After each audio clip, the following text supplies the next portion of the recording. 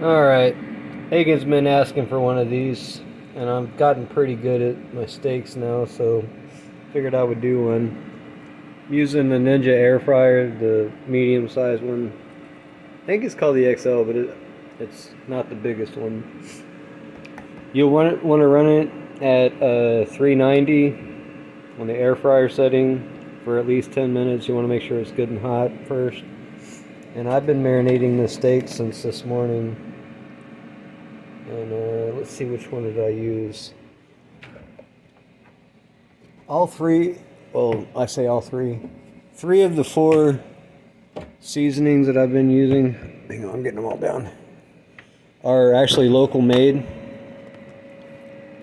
Two are Head Country. When I first started this meat diet, I know the true carnivores, they don't use seasoning, I guess. They only use salt. But I just dwindled my diet down to some seasoned meat. But I am sticking to only beef. I've actually cut out the nuts and the dark chocolate too. So anyway, Head Country. It is Ponca City, Oklahoma. I've been a Head Country fan for their barbecue sauce for many years, and I started using their seasoning when I first started this diet, and it's fucking good. It's really good. It has an original basic seasoning. And then when we went back, because I got bored with it after like a month, I went back and I got their sweet and spicy, and that should show you how much I liked it. I damn near used all of it in the consecutive month after that. But both of those are local made in Ponca City. I haven't used this, but my son's used it. I've got my son on the meat diet. Well, he still eats other shit too, but I've got him eating meat with me both times, just trying to get as much of it in him as possible. But this is the Cajun seasoning that we're using. I haven't tried it yet. He said it's pretty good. But yeah, this is as Cajun as it gets, and it is based in Louisiana. I made sure. Can't remember where it's at. There it is. Louisiana. By folks who know what Cajun's supposed to taste like. And then this other one I just found actually at my at the local butcher, Harvard Meats, which is what I found out is the oldest meat butcher shop in Tulsa City, probably in the state. They've been around for a very long time, and they moved from Harvard and Tulsa to Broken Arrow, but they still call themselves Harvard Meats. So anyway, this smoky oaky dust is also local made. I was super stoked about that. It does not have any sodium nitrates, and neither do these others. Yeah, and this is made in Broken Arrow. I didn't even realize that. It's made in my own city. This Okie Dust Championship barbecue rib and poultry rub. But I've been using it on my burgers, been using it on steaks. It's fucking good, man. But there is something in this. I'm pretty sure it's in this. There's something in this that's bringing my skin problems back a little bit. Just a little bit. You can see on my arm. I got a couple bumps coming back. I think it's that. Like I said, I did also cut out the nuts and the dark chocolate today. That was like, I stuck to it today. So hopefully, maybe it's the nuts and dark chocolate that I was eating that's doing the skin thing, causing the allergy. But yeah, this has been soaked in the sweet and spicy all day. And actually, oh shit, on the Okie Dust, it recommends that you have it on at least a half hour. Apply freely a minimum of 30 minutes before cooking whenever possible. So this stuff, you really want to let it set in. I've only used it a couple of times. A few times actually, I guess. uh, but yeah, after I read that, I let it set in overnight, and it was, man, it was all the way through the meat. So anyway, we've got about 14 minutes left. I think they only recommend you heat it up for 5 to 10 minutes, but I let it.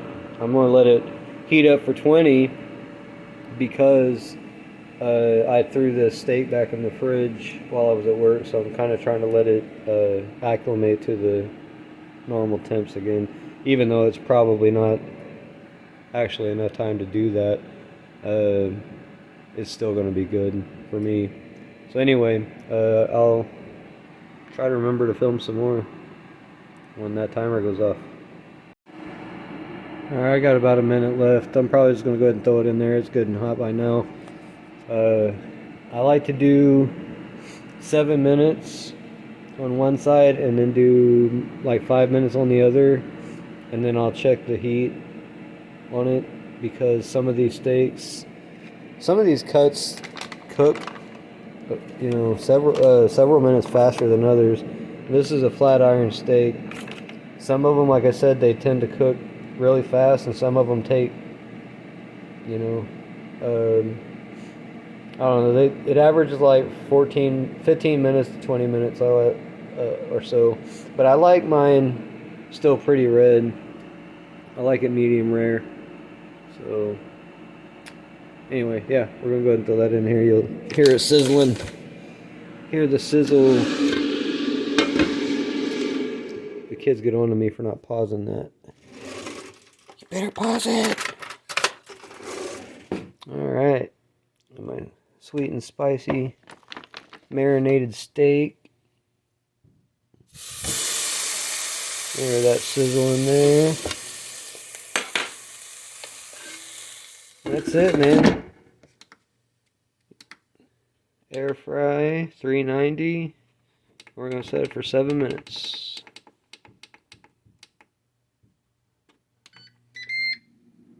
That's it.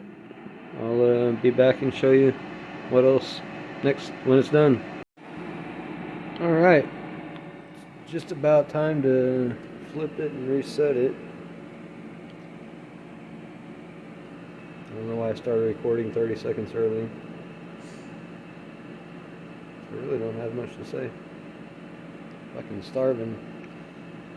I usually eat a breakfast burger or maybe a steak in the morning when I wake up, which is kind of mid-afternoon.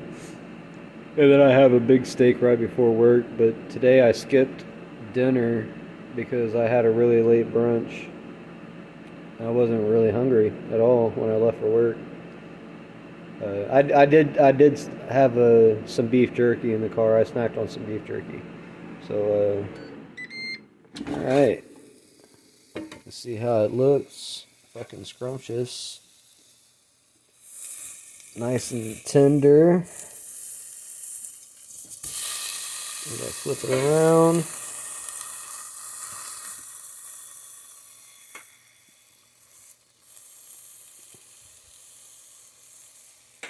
Alright. Put it back in. 390 for 5 minutes.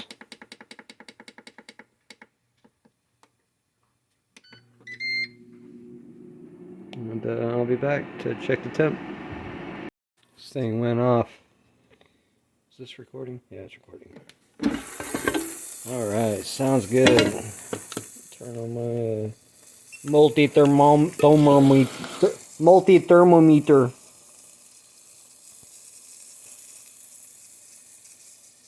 I want to see about 150. 145, 150. It's not quite there yet. Not quite there yet. There's a thicker part over here. Let's see what it's at. No, it's not there yet. I'll put it in for 2 more minutes. Same temp.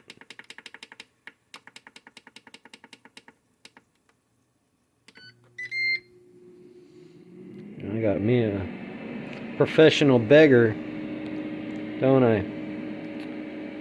Normally, when I come home from work, he's in bed.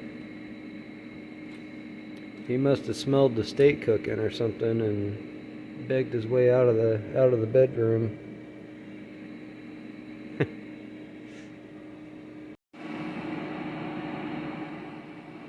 Alright.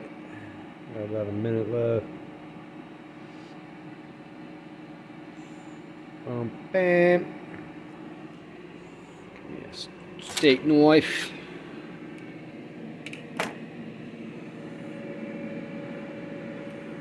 My fresh fork.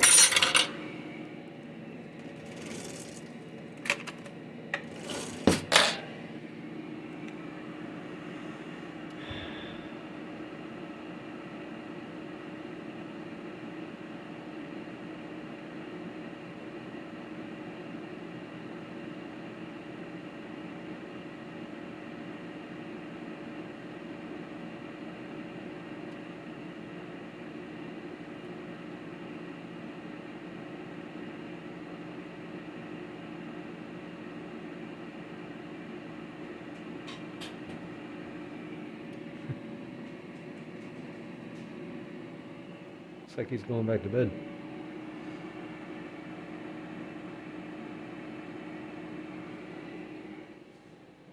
Nope.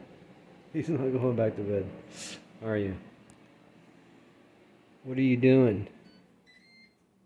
What are you doing?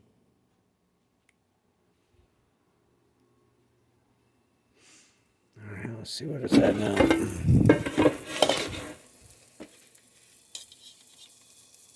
And the fattest part, thickest part there.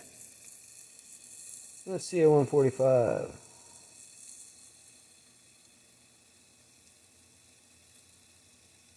$140 is a rare. 142.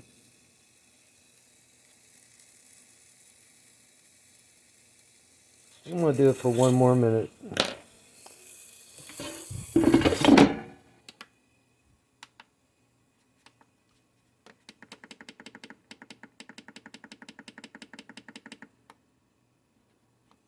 And that'll be it.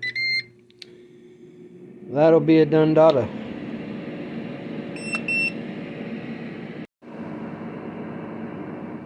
Alright.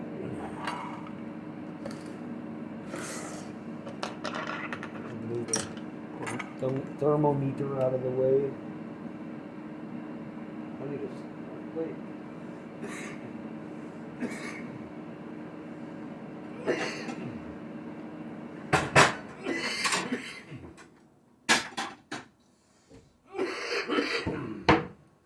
Alright. Let me get this big ass hunk of steak out. Look how thick this shit is. There's no grease to drain. I'll go ahead and just cut it down the center so y'all can see how I like it. Oh, that is nice and tender. And it's still a little undercooked, actually. Yeah, it's still a little undercooked. I'm gonna put it back in for another minute or two. Damn it. Let's see. Yeah, I'll do another minute. That's a little too rare for me. Alright, I put that stupid thing back in there for 2 minutes, pulled it out, put it back in there for 2 more minutes, and now we're about to see. Not sure how many minutes that took total. About 19, I think. Yeah, something like that. Let's see how it looks. I'm gonna check the temps on it. Probably overdone it this time. Maybe not. Oh, they're looking nice. Just turn the thermometer on.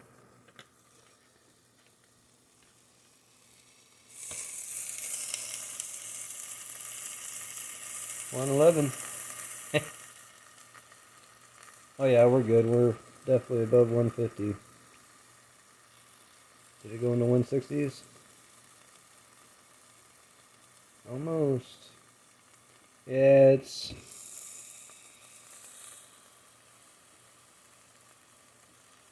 No, it's fine. Yeah. It's not overdone. It's a little bit more done than I'd normally eat it, but I'm not going to complain. It's a really thick cut of meat, so it's still going to be nice and tender. So anyway, I'm going to let it sit out and relax for a little while. And I'm going to put this video up, and I'm going to eat this motherfucker. Carny life. Peace out.